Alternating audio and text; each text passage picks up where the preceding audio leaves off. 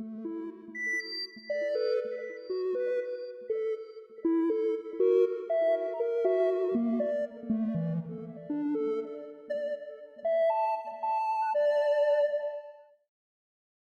at Lights On Multimedia Mind Arts, and today we're going to work on a tessellation, and my practice tessellation when warming up to do this turned out like this, so we might get a pattern something like this.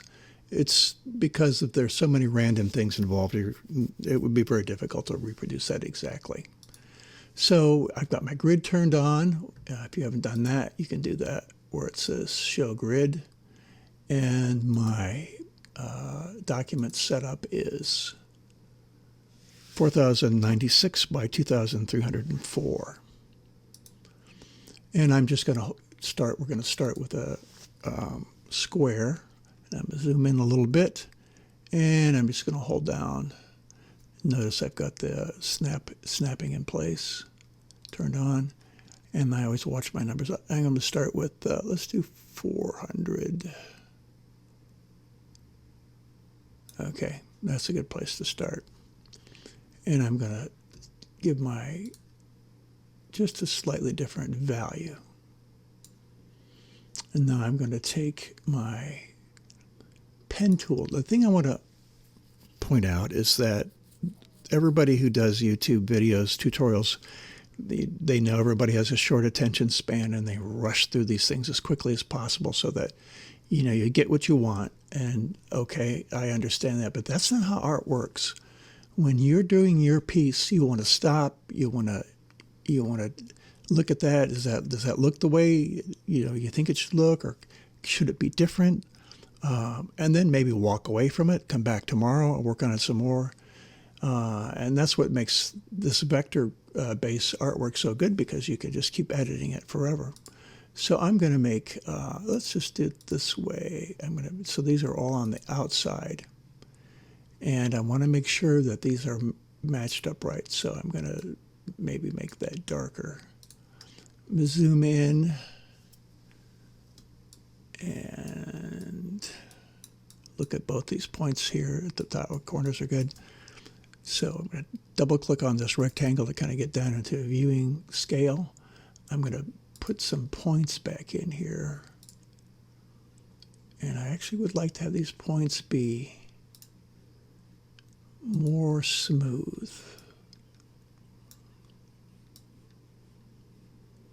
Something like this.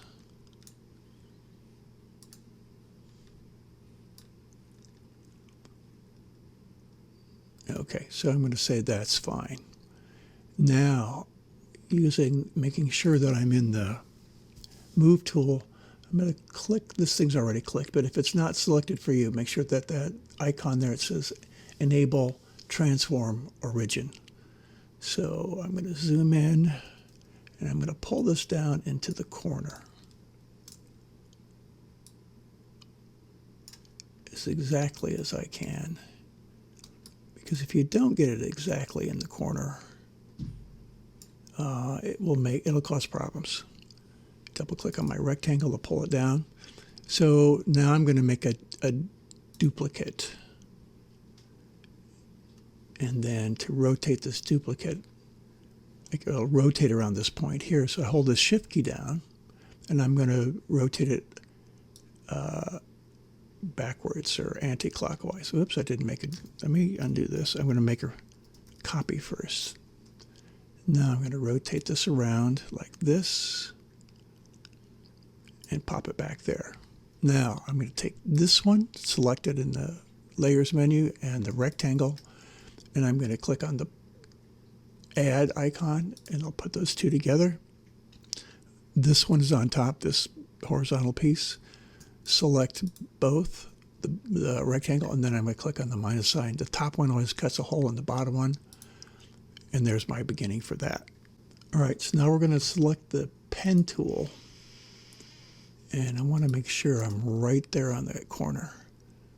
See where I've got this little blue thing showing me I'm right there. So I'm going to click there, zoom out, click up here someplace,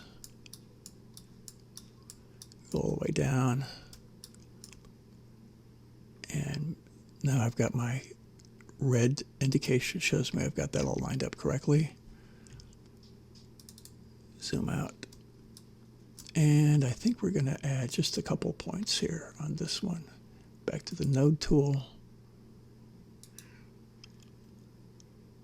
I need to make sure I'm using keystrokes too. A lot faster.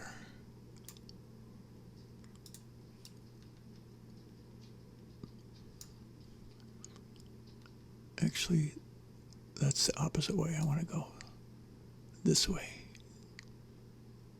No particular reason other than just an idea I have.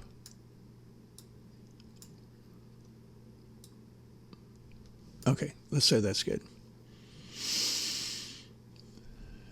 Except I've got kind of a bubbly thing there. It would work, but that's not what I want to do. All right. So now I'm going to duplicate that. And then I'm going to make sure I'm in the move tool, that's selected, and then I move my point of rotation as exactly as I can to that point.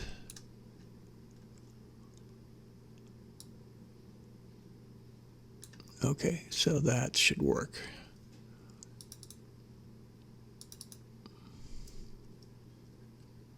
And now I'm going to take this top one, I'm going to rotate it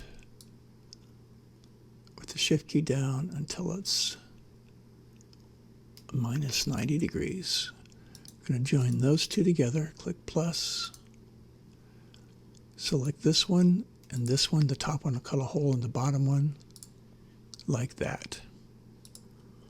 All right, so there it is in the middle of the canvas just sitting there. And I think what I want to do, first thing I want to do is I want to select this and I want to rotate it at a 45-degree angle, just to be different. And now I want to set this to 0, 0 on the X and Y axis. So there's only a little bit showing through here, and that's okay. Now I want to save this as a symbol, and I'm going to take the symbol and drag it in there. And that's not going to match up. We're going to have to rotate this. That should be no surprise.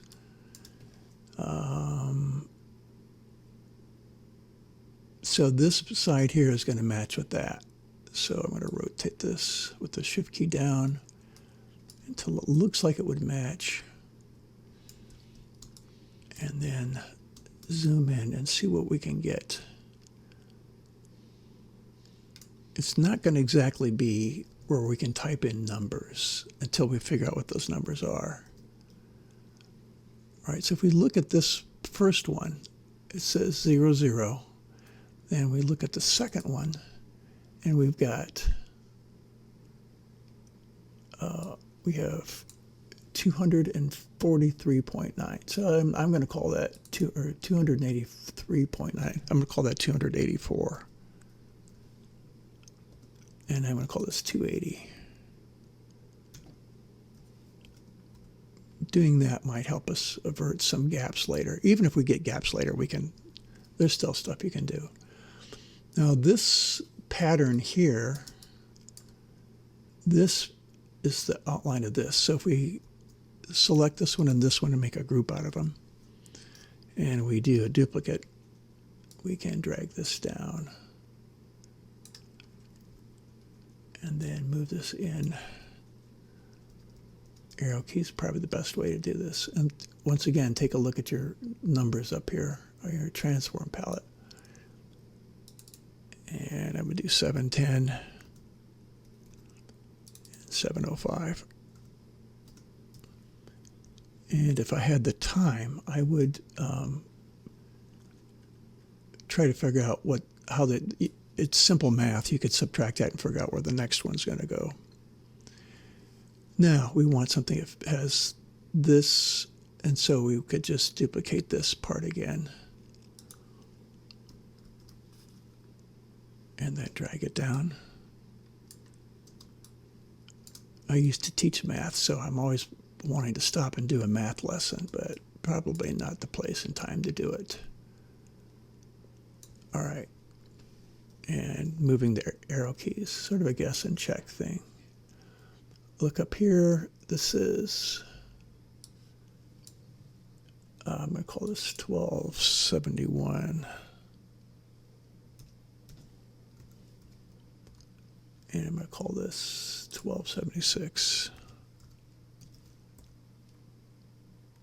Move this to the side. Zoom out. And probably 2 more would do it. Let's just duplicate this and see what happens.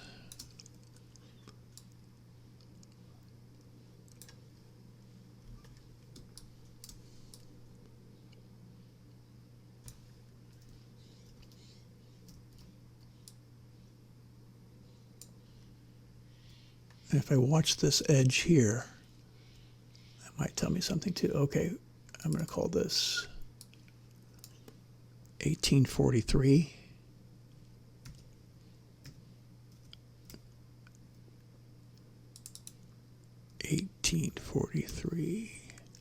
And then I'm going to call this 1836.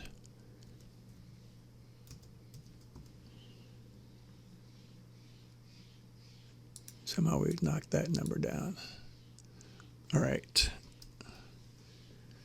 And one last time. There it is. That figured that out by itself. How about that? So now I'm going to zoom way out, and you can see we've got this, not a row, not a column. I'm going to call this a stripe. So I'm going to select this all, Command G to group, and there's no point in numbering or labeling these beyond what they are. You could call it a stripe if you want. And then you've got to find a way for this to fit.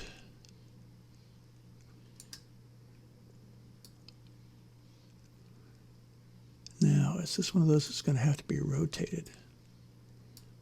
Maybe so, except this looks like we rotate this all the way around like this.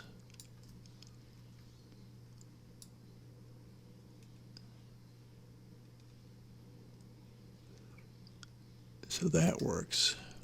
But let's see if we can pull it up a little bit. Like that. How about that?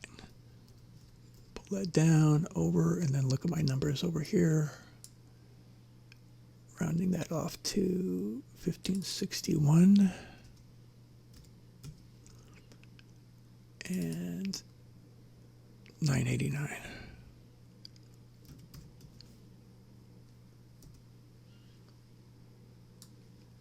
Okay, zooming out. Now we have 2 of these. Now 2 of these will fit together pretty easily. I'm going to duplicate it, and all you need to do is drag it over.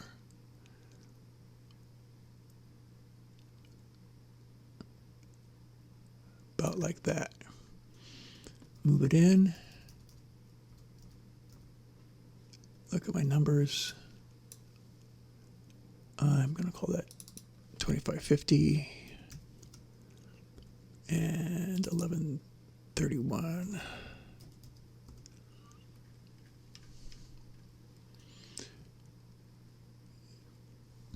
Duplicate that again. Oh, guess what? It remembered what it's supposed to do. Duplicate it again. And I'm going to zoom out. I'm going to duplicate it again. Oops, wrong button. Command J. And then I'm going to pull it over here.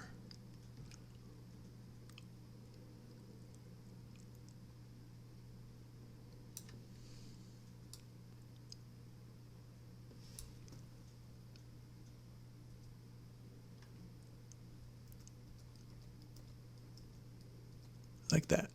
So I'm going to call this 287 and 1130.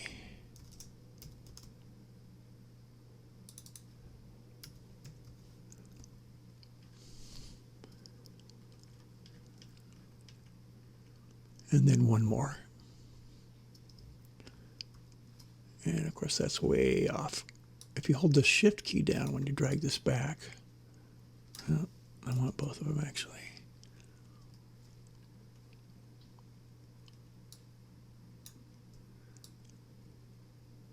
That will save some up and down.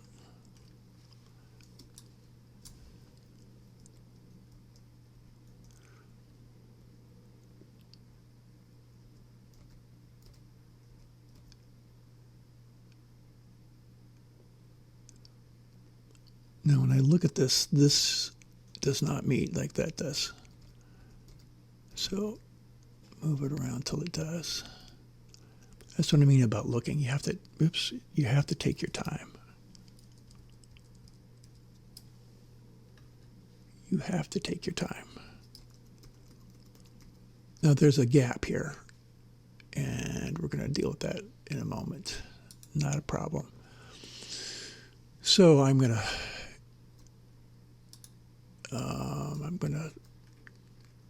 shift click on all those, and I'm going to group them. Command G. And then I'm going to go up here and go center them here and center them there. And does that solve my problem? Not exactly. See, there's a little bit. That's a bit of a concern. This triangle here is bigger than that triangle, so there's some imprecision in there, but that's okay.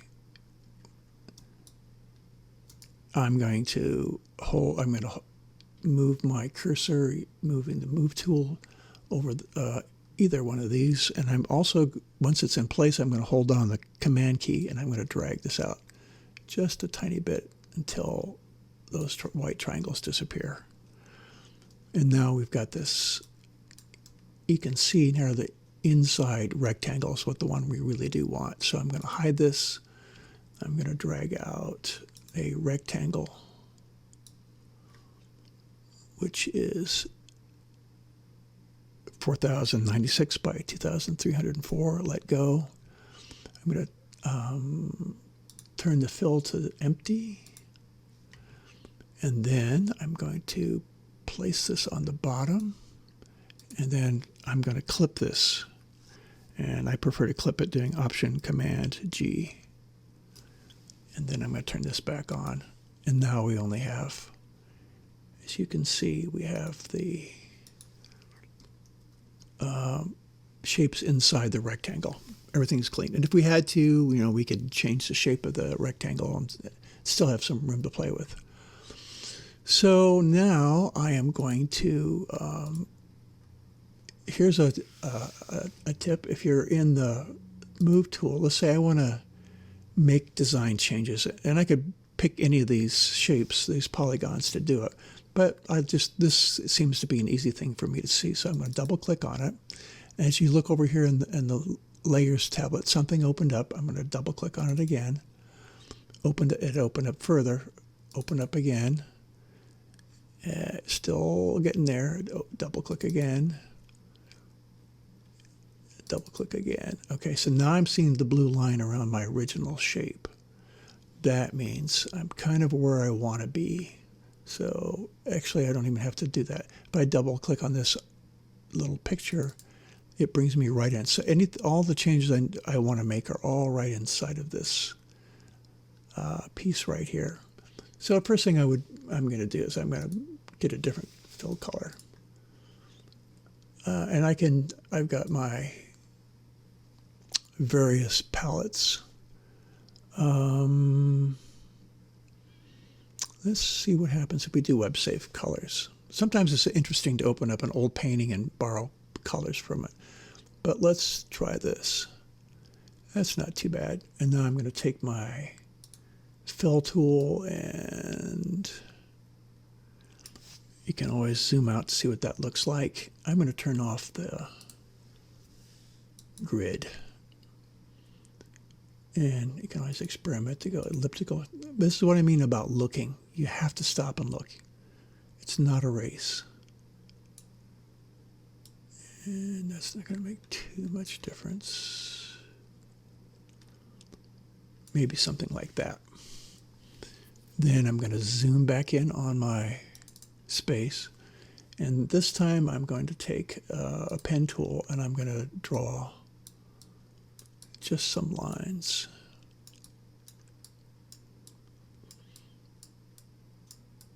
Like this. And then maybe I want to, let's do the dotted line, and I'm going to do 5, 5, and enter. And I've got this little kind of quirky dash thing going on. Let's make this a little bigger and see. And you can see it on the other, as it should populate all over the place. I don't particularly want that fill. So I'm going to go over here and turn the fill off on this one. I just like that little funky line, that snaky line. And then maybe I want to, and as you're editing this, you might want to watch, maybe zoom out a little bit, watch some of these other squares, because the node points can be kind of distracting. And play with it. By all means, experiment and see what you would like. You might want to add some special effects. So I would say find your effects here, because you want to use the scale with. Let's do a drop shadow.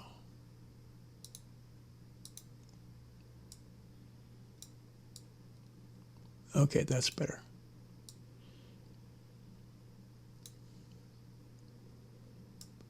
I think it's better, but I always have the right to change my mind later and really make that soft, about like that, and zoom out. All right, this I want to make sure I keep this. I want to keep this where I know I can find it easily. So if I usually kind of scroll this down to that's the last spot, so I can double click on that and know that I've got that space to work with. And we can pick, let's pick this sort of flower shape thing. And of course I've got that dash line, and that is a nice repeating theme. And now I can do a fill on that, maybe with something. So one of the things you want to do is you really do want to scroll in and out a lot, because this might look good scrolled in, but scrolled out, that's too distracting. If you're doing a pattern for wallpaper, or whether it's wallpaper on your wall or on your desktop, you don't want anything that's going to be too annoying, too distracting. And that doesn't look too bad. I think what I would like to do is, that's not going to work because I have to be in the one, this one. And then I'm going to go elliptical and pull this out a little bit. Command 0. What does that look like? Yeah, and I'm going to put something on this edge to kind of balance it out. So go back to this shape here, double click, there it is, and get my pen tool out.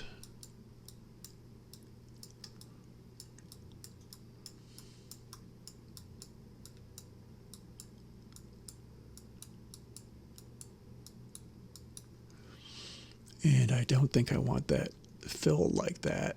That's kind of awkward, but let's try something since we can. Let's try the transparency. Now, where is it? Double click here. And maybe something like this. Subtle. We want subtle. Oh yeah, that's good. Maybe click on this. And I'm a big fan of when you go to your color, of not using RGB, but I like hue, saturation, and lightness, because that really does tell you a lot. It allows you to make subtle changes to, I like it like this. I think I like it out here. But yeah, you can, I like this for saturation. It's pretty subtle here on this one.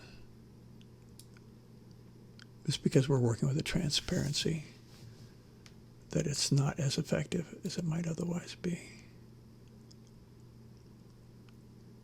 I think that is good. And I think that I've done enough here where you can understand the technique and how you can approach that and make your own version of this. It will be undoubtedly be more creative because you'll spend more time. And once you understand that you work within here, it repeats elsewhere. That should do it for you. All right. Thank you very much. And I will see you next time with yet another tessellation exercise.